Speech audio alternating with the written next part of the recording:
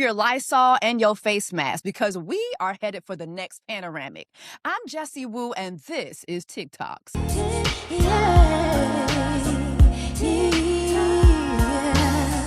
Welcome back to TikToks. I'm your host, Jessie Woo. Thank you so much for checking out another episode of our very own true crime series on this channel. While you're here, make sure that you like this video, subscribe to this channel, and share this story with a friend or two or three. Because y'all, we are headed for our very next Panasonic. We are headed into the next Panasonic, okay? I don't know if you all are aware of what is going on, but HANTAVIRUS is here. HANTAVIRUS is here. Jump for cover. Hantavirus is a virus transmitted mainly from rodents to humans. It's the same rare disease that is blamed on the death of Betsy Arakawa, the wife of late actor Gene Hackman, last year. Dr. Kavita Patel says symptoms can take days to appear. It first manifests with like a cough or shortness of breath or something that's pulmonary, sometimes a fast heart rate, often with a fever. And as the virus kind of gets attack of the body, you can see other symptoms, including sepsis. The World Health Organization says that while rare, hantavirus may spread between people. Jump for cover. HANTAVIRUS is here, okay? So this all apparently started on a very luxurious Antarctica cruise. One moment, the people were sipping their champagne while looking over at penguins. Next thing you know, people started coughing. Hold on. Where's the Lysol?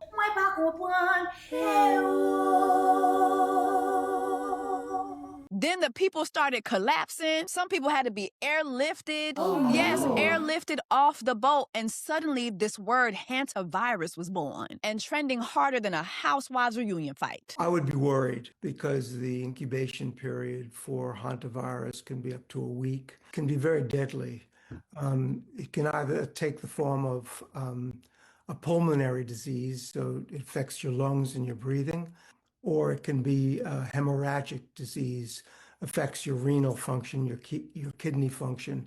Both can be, extraordinarily serious. It's not easily spread from person to person. The mode of transmission is really through exposure to the rodent droppings or their urine, or those droppings can be disturbed and they go in the air and you can breathe it in and get it. It's something that everyone who's in the area of a rat dropping could be exposed. Let me tell y'all something. I don't trust no illness that allegedly starts with a rat. We already survived the 2020 panoramic. I am not available for another Panasonic. So what is going on with this virus that apparently started with a rodent on a cruise ship in the middle of the ocean, mind you? Like, the devil is so damn busy. If hantavirus is not normally transmitted from person to person, how is it possible, do you think, that multiple people on the ship have the virus? Yeah, a hantavirus outbreak on a cruise ship was not on my top 50 or even 100 things that I would worry about for a cruise ship. I and other experts really think there are three possibilities here. The first is that a bunch of folks were exposed when they were traveling off the ship. Maybe they went to a cave or to a house that had rodent droppings that got aerosolized and they all got infected there. The second possibility, which would worry me if I were a cruise ship owner, is that there were mice or other rodents on the cruise ship that were running around and exposed a bunch of folks. The third possibility, and the one that most worries folks like me, public health experts, emergency physicians, is the possibility that there could be person-to-person transmission. And Jake, here's the important part. There has been a report of one strain of hantavirus in Argentina, known as the Andes strain, which is known to cause limited person-to-person transmission. Many of us are worried that it may be that strain that got onto the boat and that may be spreading, but it's far too early to know. Now, what makes this just messy as hell is that people started getting sick days before any reports were given to any authorities. And somehow these people were getting off this boat and catching international flights. Okay, just grouping and just boarding international flights like they was just hopping on a Southwest flight and they was boarding Group C, okay? Meanwhile, our current Secretary of Health and Human Services, Robert F. Kennedy Jr., hasn't said a damn thing. Hasn't said a damn thing. Am I surprised? No. This man was anti-vaccine. Remember that. This is an anti-vaxxer, okay? So he hasn't said a damn thing. There doesn't seem to be any sense of urgency about the fact that we might have to really go back to TikToking, okay? Do y'all remember how we were all...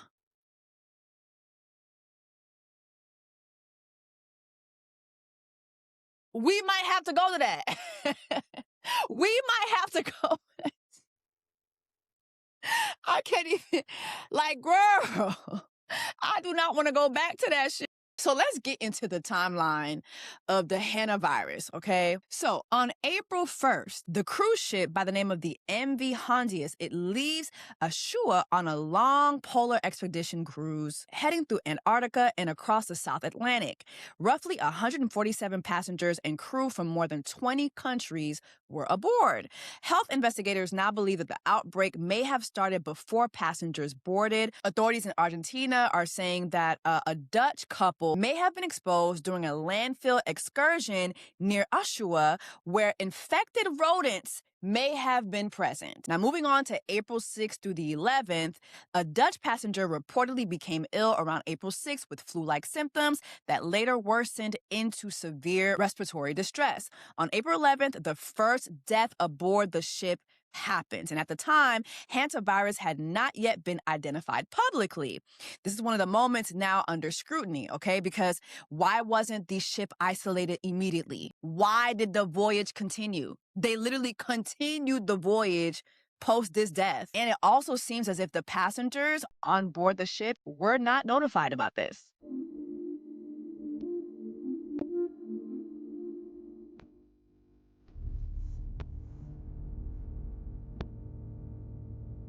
Me and my cameraman tried to isolate ourselves. We didn't leave our cabin as much as we can. We stayed there. Management didn't understand what was going on and didn't give any possibility of any contagious disease. Well, good morning, everybody. One of our passengers sadly passed away last night. Tragic as it is, it was due to natural causes, we believe, and also whatever health issues he was struggling with, I'm told by the doctor, were not infectious. He said a gentleman has passed away. Everyone was shocked, but the ship management tried to calm people down.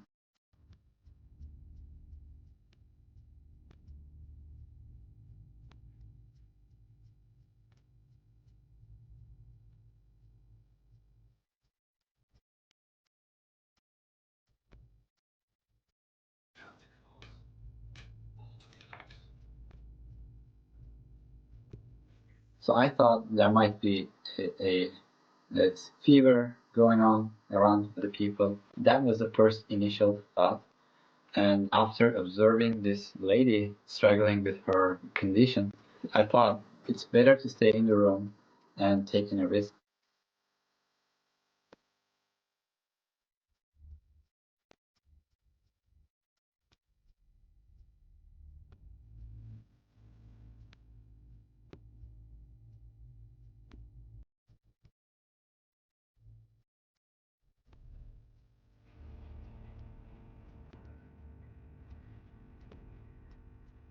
For a couple of weeks, I don't plan to go out in public. And if I have any symptoms, I'm told that I have to wear a mask and call for an ambulance.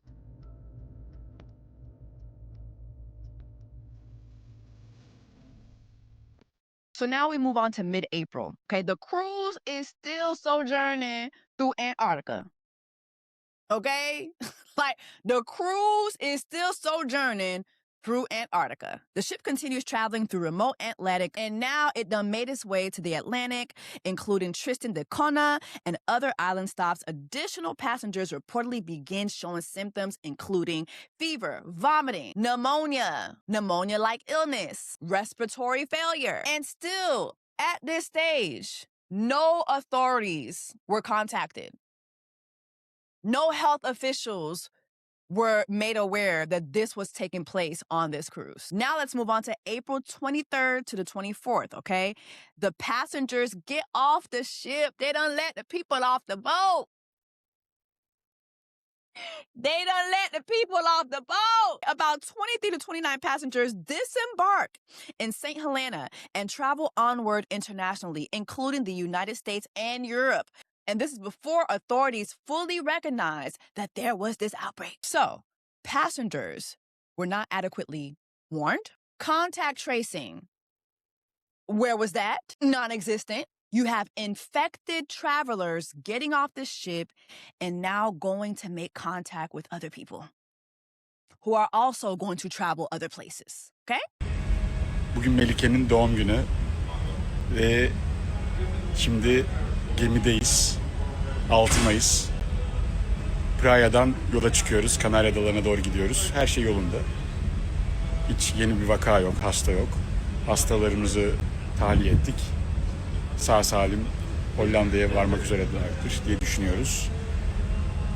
Doğum gününde böyle bir yerde olmaktan ötürü ne düşünüyorsun? Ne hissedeceğimi bilemiyorum. İnşallah bir an önce sağlıklı evlerimize varacağız. Bazılarımız gördük ki gemiden çıkar çıkmaz hemen bambaşka bir hayata büründü. Ama önemli olan hala ruhumuzun kuş gibi olması. Yani içimiz rahat, inancımız tam. Herkes Çok şükür sağlıklıyız. iyi durumda, sağlıklıyız. Hepimiz. Ve yola çıkıyoruz. Bu seyahati inşallah tamamlayacağız. There was one Swiss passenger who left early, who later tested positive for the hantavirus when they got home. The second death happens on April 26th. So the wife of the original Dutch passenger that died also dies after being medically evacuated to Johannesburg. So it took that second death to raise global concern. It's just too little too late. We are on our way to another Panasonic. We are on our way to another Panasonic. It took May 2nd to arrive for WHO to finally be notified. And for those of you guys who don't know who WHO is, that is the World Health Organization. This is when they are finally notified of people having respiratory issues while on the ship. May 2nd. May 2nd. 3 people have died from a suspected hantavirus outbreak while travelling from Argentina to Cape Verde over the weekend. So what is the virus and what are the symptoms? Hantavirus refers to a strain of viruses carried by rodents, primarily transmitted to humans by inhaling airborne particles of their droppings. In rare cases, the virus can also spread between people, according to the World Health Organization. Hantavirus can cause 2 severe illnesses, one that primarily affects the lungs and the other that attacks the kidneys. First often starts with fatigue, fever and muscle aches, followed by dizziness, chills and abdominal issues. One problem here is that these symptoms can be mistaken at the beginning for the flu. If respiratory symptoms develop, the mortality rate is approximately 38%. The illness that affects the kidneys is more severe. Later symptoms can include low blood pressure, internal bleeding and acute kidney failure. While there's no specific treatment for the hantavirus infections, the US Centre for Disease Control and Prevention recommends supportive care to treat symptoms and admission to hospital for more severe cases.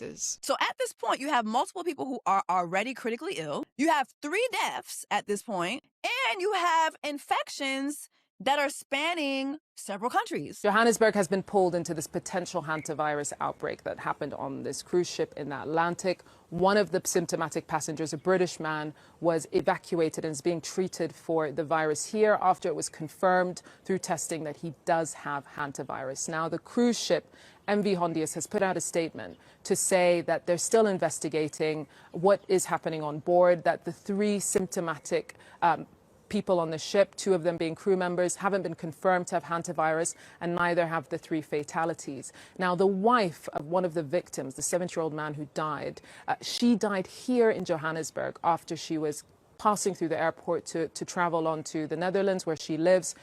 The health department in South Africa said that she collapsed in the airport and later died in a nearby health facility. So there's still a lot of concern, there's a lack of clarity, but there's a lot of movement as well. We spoke to the World Health Organization. An insider told us that they've been working over the weekend, engaging different regional actors and entities to try and contain this as soon as possible. I've also spoken to the National Institute of Communicable Diseases here in South Africa, who said that they're in meetings, deliberating, figuring out how to engage. But there has been action, there has been a lot done to try and contain this as soon as possible. We saw the South African Health Department put out this statement last night, and today there seems to be a lot of movement to try and move forward effectively. By the 3rd death on May 3rd, they quarantined the ship. Hey! A month later, 3 deaths later, they quarantined the ship. They quarantined the ship. Okay? Like, are y'all listening to me? We are headed for another Panasonic. So the vessel becomes stranded near Cape Verde while health officials debate where it can dock. Okay, so WHO and the European health authorities announced confirmed hantavirus cases on board. They commence global contact tracing efforts then as well. And this leaves passengers confined to their cabins, and they start losing their minds. I normally wouldn't make a video like this, but I feel like I need to say something, so I wrote a few things down. I am currently on board the MV Hondius, and what's happening right now is very real for all of us here. We're not just a story. We're not just headlines. We're people. People with families, with lives, with people waiting for us at home. There's a lot of uncertainty, and that's the hardest part. All we want right now is to feel safe, to have clarity, and to get home. So if you're seeing coverage about this, just remember that there are real people behind it, and that this isn't something happening somewhere far away.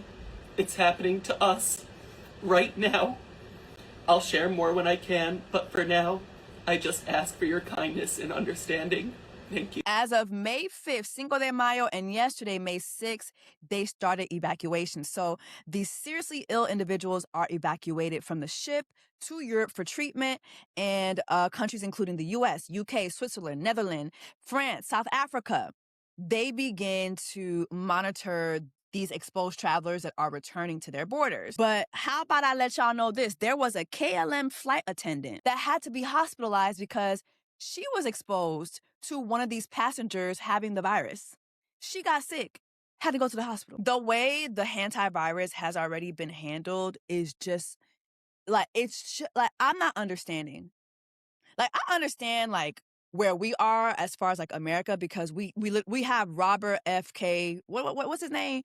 Robert F. Kennedy Jr., who talks like a freaking human garbage disposal. The United States does not just face a mental health crisis, we face a dependency crisis. He talks like, you know how when the DJ be scratching the record?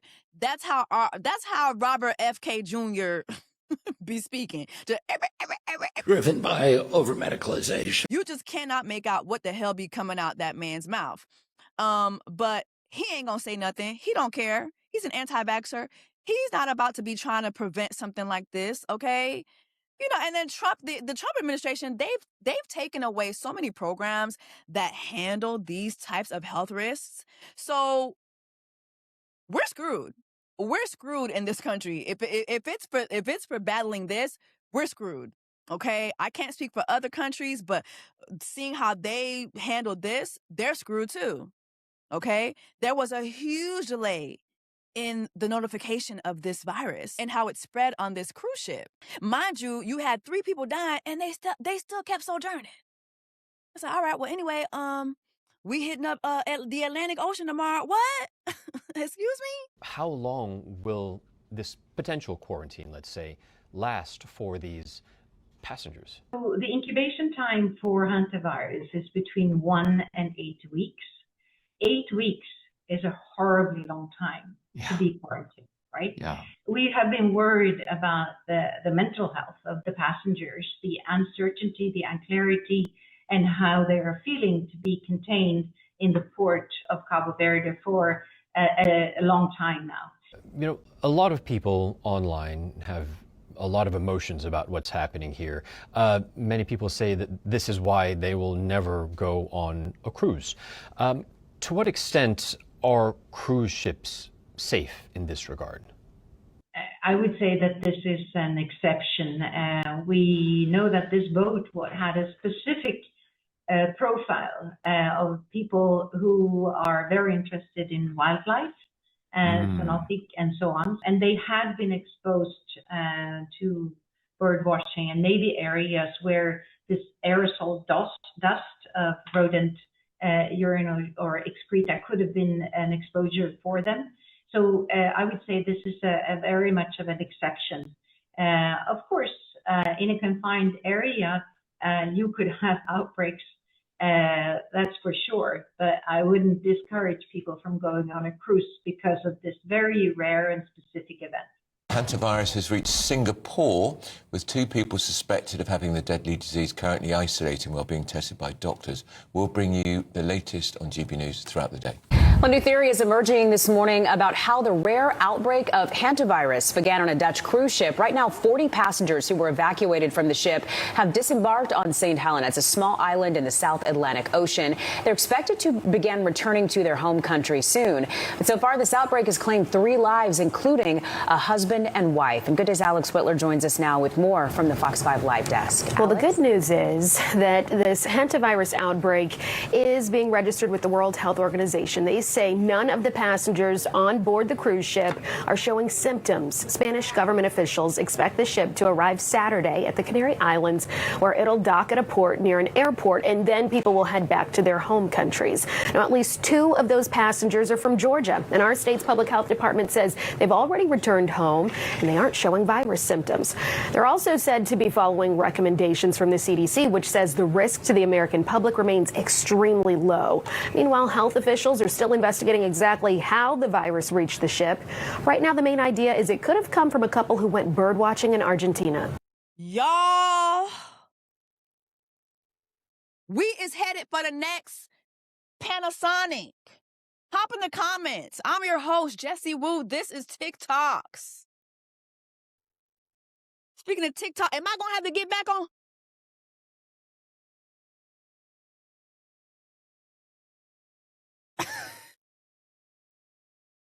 Take care of yourselves and each other. Yeah.